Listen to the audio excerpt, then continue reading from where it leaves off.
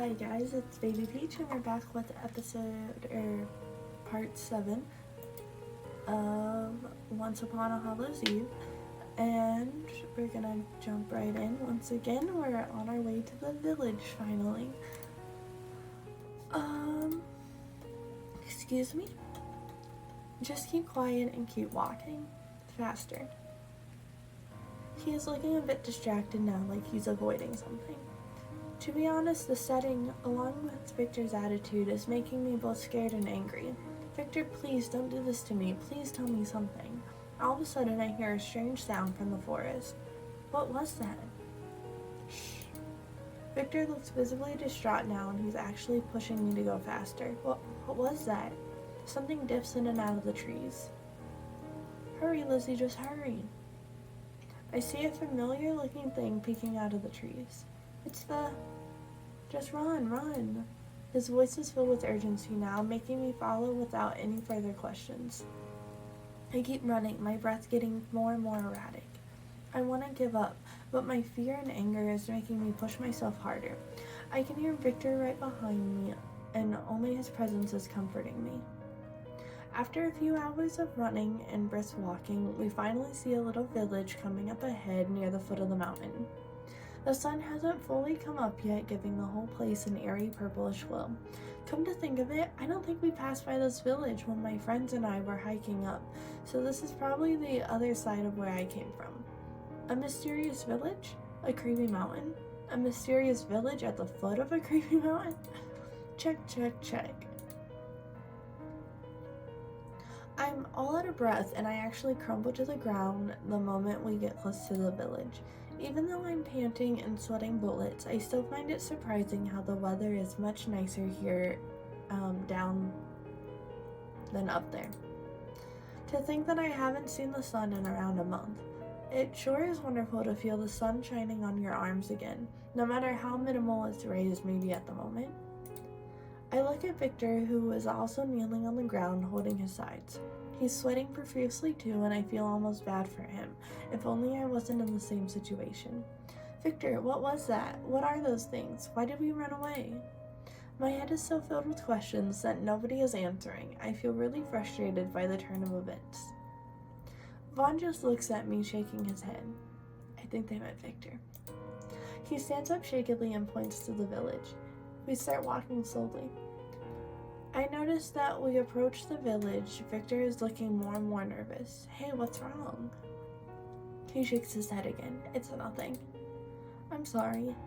He stops just at the opening of the village. I don't want to come any closer. His answer simply boggles my mind. What? Why? I can't. I don't want to.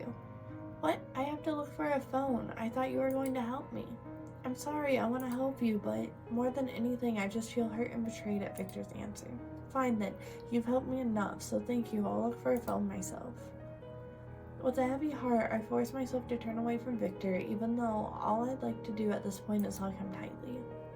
I start asking a few people around if they had a phone that I could use, but nobody is paying attention to me. Excuse me. Excuse me?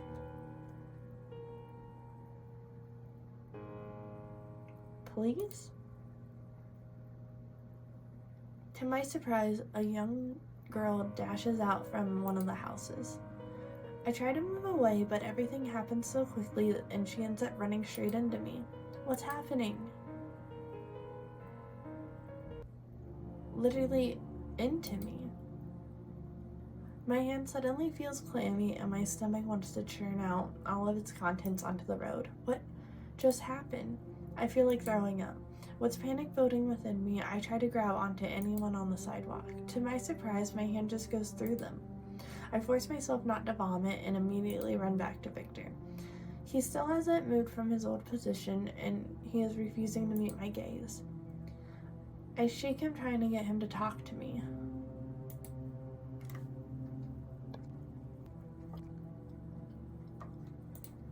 Victor, tell me what's happening.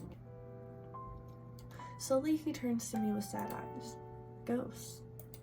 I think that's what we are. I knew it. What the hell are you talking about? How the hell can we be ghosts? I'm so sorry, I couldn't tell you. When people die, their spirits don't always go to heaven or hell immediately. Sometimes they get to stay here with us for a little while, and sometimes some people see them without meaning to. We're not ghosts. Sorry. But sometimes a person's spirit may detach itself from the body without losing its breath. That's why we are here, Lizzie. We all got into accidents. We got caught up in that landslide, right? See, I kind of thought that we died in that landslide. Me and my brothers, we had been driving up here to the mountains. We fell off a cliff. At least that's what I think. That's the only thing I can remember before losing consciousness and waking up in the middle of the forest.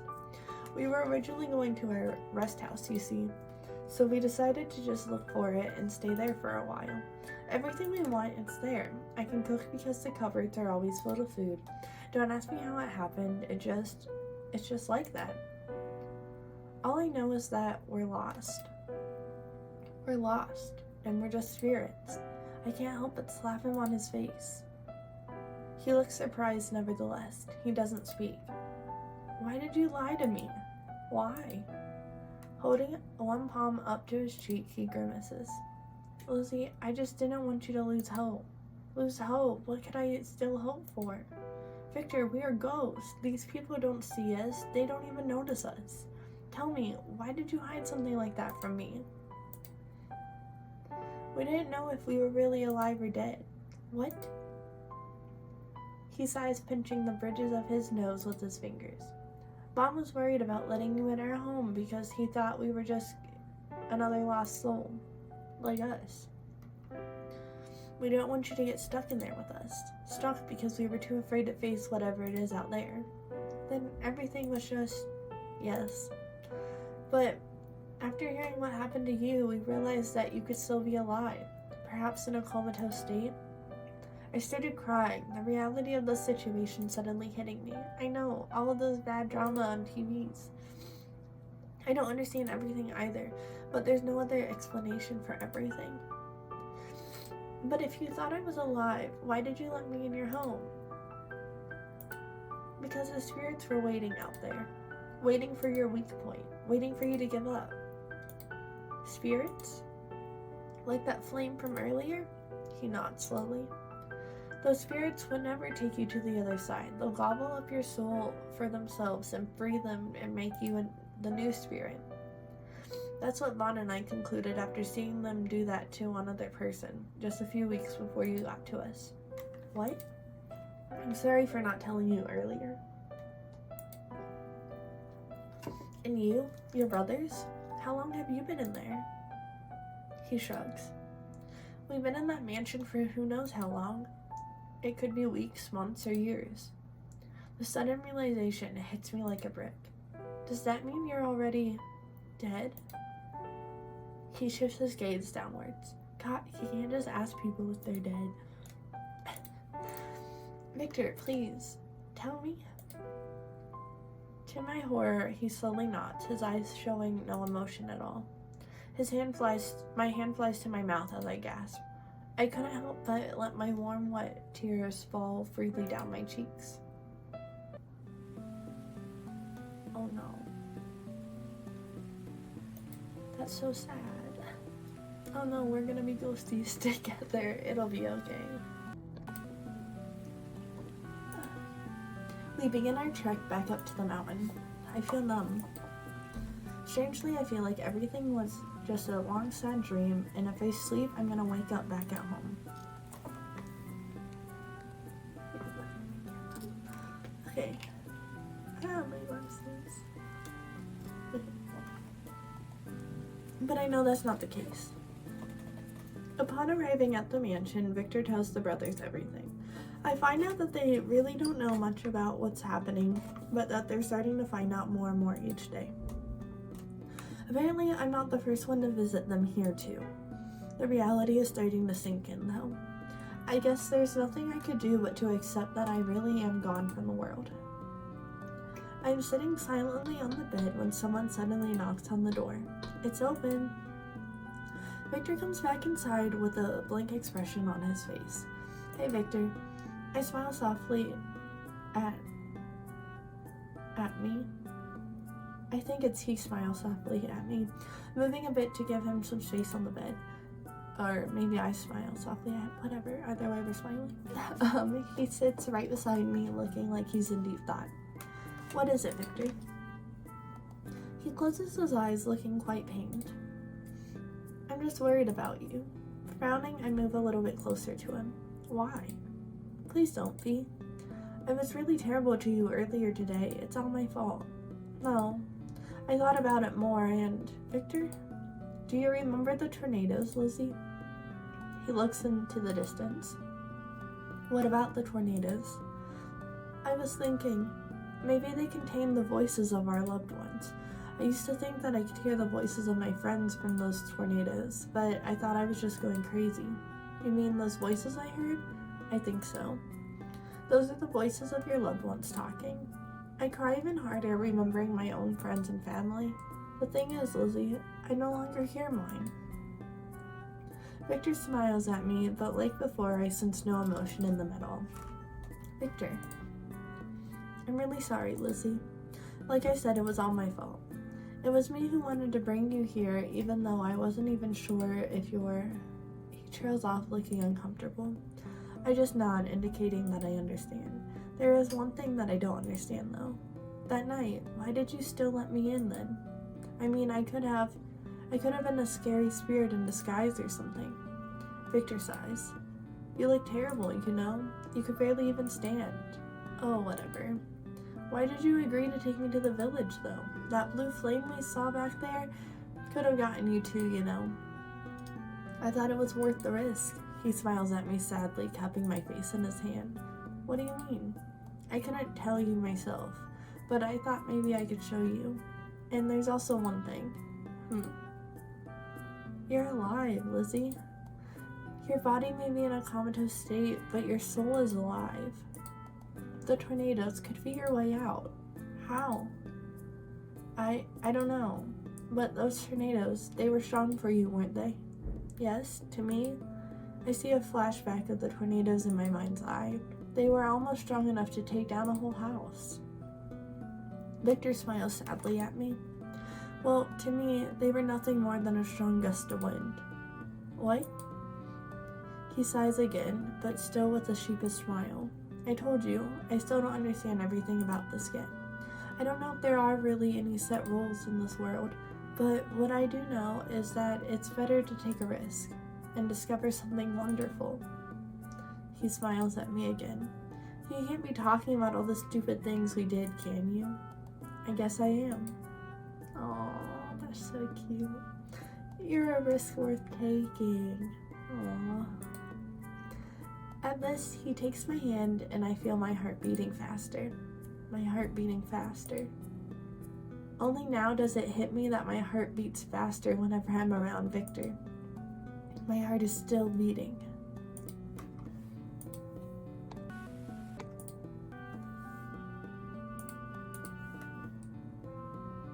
A risk worth taking. The next morning, I hear someone calling outside my window. Voices accompanied by a strong wind. I dress up, go upstairs, and open the door. More voices. I feel almost euphoric, despite not being able to see anything. My whole world is just made up of one insanely bright light.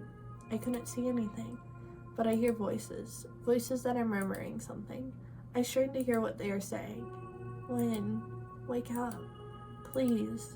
Voices. Familiar voices.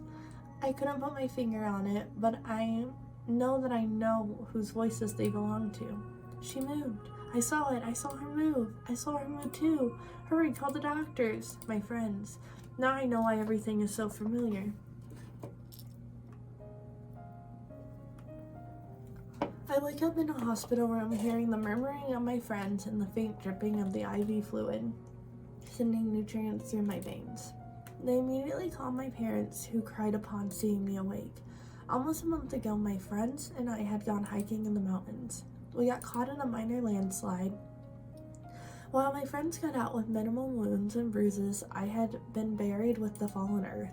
They managed to find me 12 hours later, barely breathing and in a critical state.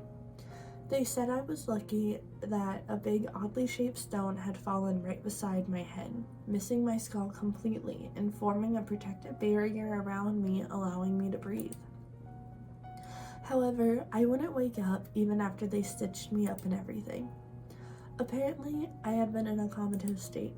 However, I don't feel like it at all. To be honest, I feel like I just spent a month in a vacation somewhere, but it feels like a half-remembered dream. So how are you feeling now, Lizzie? I feel great. That's good. You're making an amazingly fast recovery. Just keep it up with the optimistic attitude, alright? Yes, sir. There is one thing I would like to ask, though. Yes, what is it? Is it gonna be Victor? While I was in a coma, I think I had a really long dream. Oh? I don't remember that much, but it felt very real. Like, it really didn't happen. Like it really did happen. The doctor nods understandingly. Lizzie, our brain is an amazing thing. Sometimes when we experience something traumatic, our brain releases chemicals to protect us from the painful memories. Your dream was most probably something like that, your own brain's defense mechanism against itself. I see. That makes a lot of sense. Thank you, doctor. You're welcome. Remember, you're always free to ask questions. My dreams are simply my brain's way of defending itself from itself. That does make a lot of sense, but how come I don't feel so happy with that knowledge? One day, as my friends and I talk in my room, 2 nurses come in my room to check my stats. They move away for a bit and I overhear their conversation. Did you hear about the Dvorik's brothers? Ah, those 3 brothers who were brought here months ago after a car accident? What about them? They're already awake.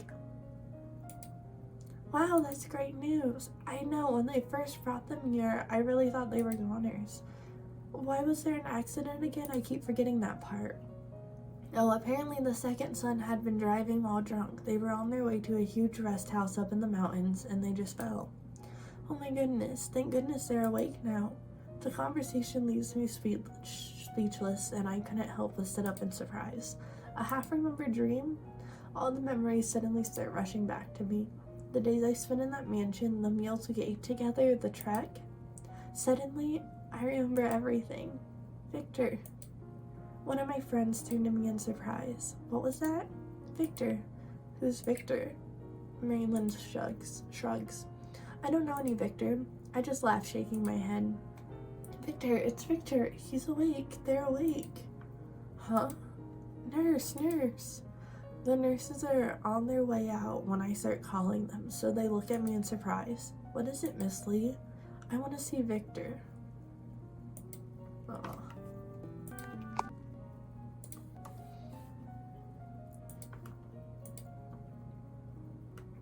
The 2 nurses look at each other. Victor? Who's Victor?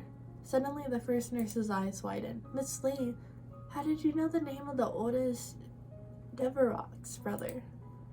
I just smile at her while my friends both look at me in bewilderment. Can I see him, please?